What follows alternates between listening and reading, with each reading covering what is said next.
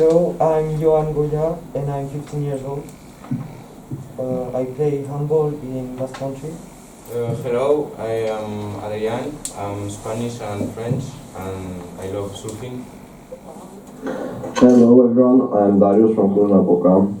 I'm 17 years old and I love biking, and as well I love boxing and I'm very good at it.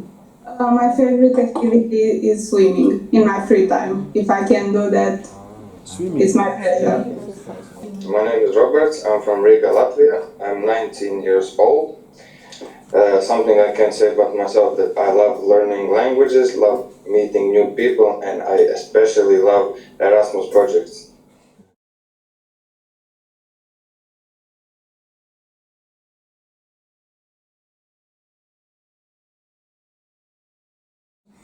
For the moment, we use for this project this sort of drawing. Perhaps you know that it's the four elements drawing.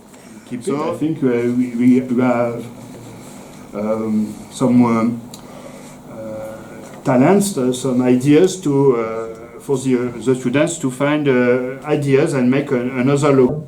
How about, as you showed us, we take a quarter of the logo, then make a logo for our section, then we share them with each other, and then we can try something cooperative.